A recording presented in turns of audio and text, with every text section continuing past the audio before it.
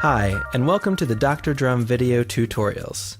In this episode, we're going to get into the basics of creating beats with a Dr. Drum application. Now that you've activated your copy of Dr. Drum, let's take a minute to get to know the Dr. Drum software interface. The first thing you'll want to notice is that the application has a built-in help button that will display some useful tips if you find yourself in need of a little guidance. We'll go over all of that info in this tutorial, so don't worry about reading it for now. It will always be there when you need a refresher later on. Let's start with a basic overview of the different areas of the beat-making window. The main section here is the Arrange area, where you will manage your tracks and lay out your beats. Below that is a toolbar with all of your important controls and beat editing tools. We'll talk more about the toolbar items in just a minute. Above the Arrange tracks, there are 3 instrument buttons that will assign instrument types to your Arrange tracks. These also open the instrument subscreen, which is where you'll create and edit your beats in greater detail. We'll dive into the instrument subscreens later on in the demo. Above that is your audio mixer, where you can mix and shape the tone and volume of all of your instrument tracks to polish and craft a great sounding beat. You'll notice that there are 16 individual mixer channels that correspond to your 16 Arrange tracks. There's also a master volume fader to control the overall sound level of your project. Here in the top right corner are some additional helper buttons to make the Dr. Drum window full screen and hide the background windows, giving your project window better focus. You can see I'm using those features right now. There's also a button to upload your beats straight to YouTube, and a few other menu buttons to access Dr. Drum tips and extra features. Rather than going through every single button and tool in monotonous detail, let's just start making some beats. We'll learn about all the tools along the way as we need them. The first thing you want to do is add a beat region to one of your Arrange tracks. Using the pencil tool, just click anywhere on an empty Arrange track. You'll see a gold box appear on the track. This box is a beat region, which is a container that holds all of your actual rhythm and beat pattern information. Don't worry if this seems a bit confusing right now, it should all become clear by the end of the tutorial. Once you've drawn your first beat region, you'll need to choose what instrument you want to use with that region and Arrange track. We can choose from a selection of drums, basses, and keyboards, but let's start with drums and get a simple beat going. While the beat region is still highlighted, as you'll notice by the white outline around the box, click on the Drums button. This assigns a drum instrument to that track and region, and takes you inside of the beat region. Since the beat region is now on a drum track, it also automatically opens up the drum instrument subscreen. The instrument subscreens are where you'll be spending most of your time creating and editing actual beats and rhythms. There is a similar subscreen each for drums, bass, and keyboards, which we'll see later on. Just like in the main screen, there is a built-in help button that brings up some useful tool tips to help you find your way around. On the left, you have your SoundKit browser list. A sound kit is simply a collection of sounds that make up your instrument, be it various drums and percussion hits, bass samples, or keyboard sounds. Exploring and getting to know the vast array of sounds available to you in the Dr. Drum app is part of the fun and creative process, so take your time experimenting with all of the different sound kits. I'm just going to choose a random kit to get started. You'll see when I choose a kit, the individual sounds pop up in the sound sequencer area. Each drum kit includes 12 different sounds, and each horizontal track in the sequencer area represents just one of those unique sounds. You can see this kit has some kick drums, snare sounds, closed and open hi-hats, and other various percussion. I can click the sound labels to quickly audition them. I can also audition the sounds using the drum pads at the top of the screen, as well as adjust the playback volume of each of the individual drum sounds using the mini faders next to the pads. Let's put these sounds into a beat. Using the pencil tool, I'm going to literally draw in some sounds on the sequencer timeline. Each gold box here represents a moment that sound will play back in time. I'm not going to get into a complex discussion on musical rhythm, bars, and timings in this tutorial. Besides, it's just as easy to hear how it all comes together. So now that we've drawn in some beats, let's click play to play it back. Easy, right? While we're here, let's take a second to go over the playback controls. First, click the Close button in the top right of the screen to exit the drum subscreen and go back to the main Dr. Drum window, where it will be easier to see how these playback controls work. There's really no big mystery to the playback controls, as they essentially do exactly what they say, playing, stopping, and pausing the playback of your beat. You'll notice as I press play, a vertical yellow line scrolls across the arranged tracks. That's your playback indicator, also called a playhead, keeping track of your progress along the project timeline.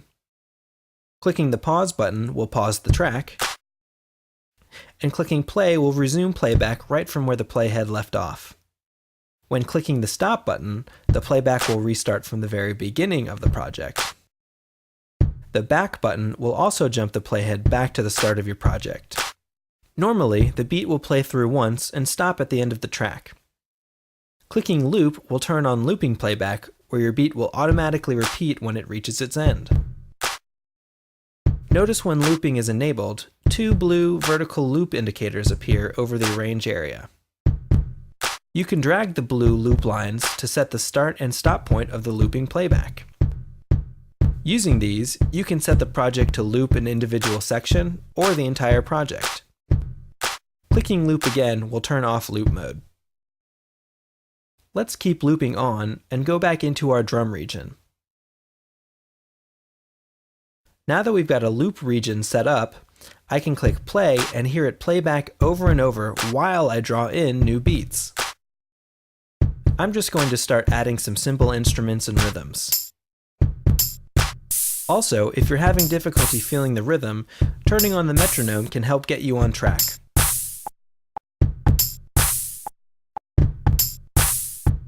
Once you've set a basic pattern, you probably won't need the metronome anymore.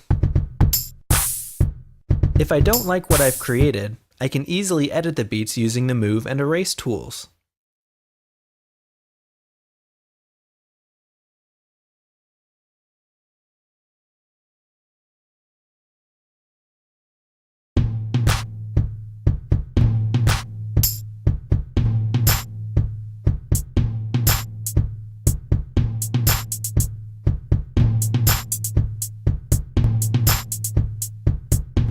There, that sounds pretty good. Now that my beat is taking shape, I can also play around with the sound kit selection. Clicking on another instrument will load up a new set of sounds to the tracks that play along based on the rhythm I already have sequenced.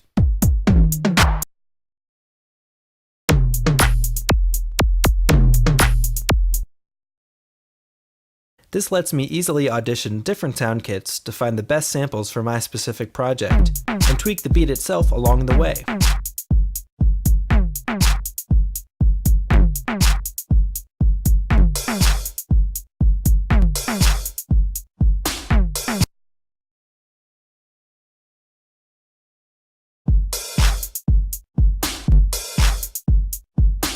Let's stop here and add a bass line to go along with the beat. Closing the drum subscreen, I'm going to take the pencil tool again and create a new beat region. Since I already have drums on my first track, I'm going to draw the region on track number 2. While this new region is still highlighted, I'll click the bass button this time to assign it a bass instrument and enter into the bass subscreen. You'll notice this subscreen is very similar to the drum subscreen. As always, there is a built-in help button to guide you around the important areas. The main difference here, and similarly in the keyboard subscreen, is that instead of 12 tracks of assorted drum sounds, there are 4 octaves of a piano keyboard, also called the piano roll. You don't really need to know much about playing piano, and we're not going to get into any music theory here, but essentially the way the piano roll works is that each horizontal line represents a different pitch or note of the bass or keyboard instrument. Let's just take a listen to get a better idea.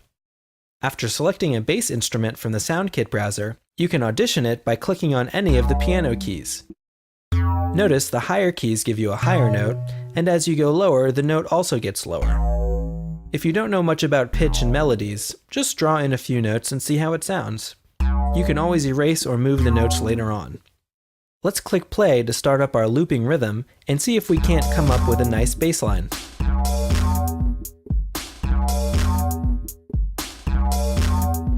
Just like with the drum instrument, while the song is playing, I can create and edit my melody on the fly.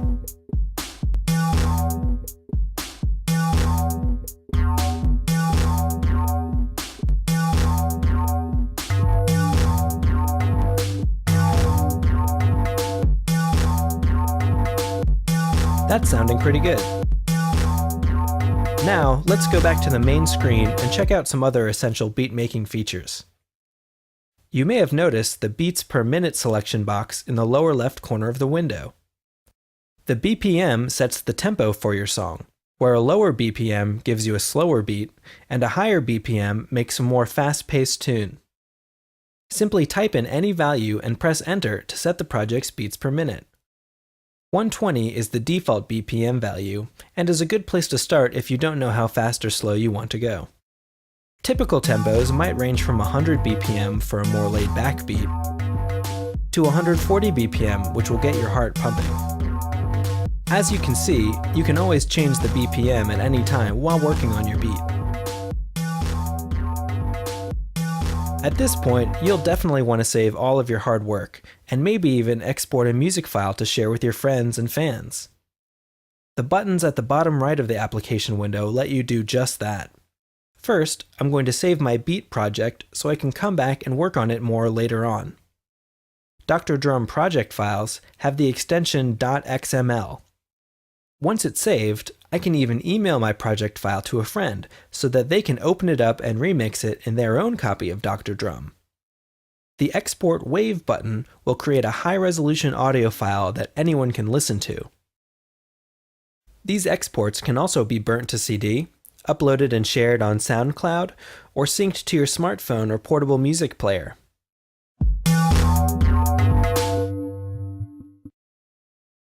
That's all for this tutorial. Next time, we'll dive into some of the more advanced beat-making features. Feel free to visit the Dr. Drum members area for more information and tutorials, and thanks for watching!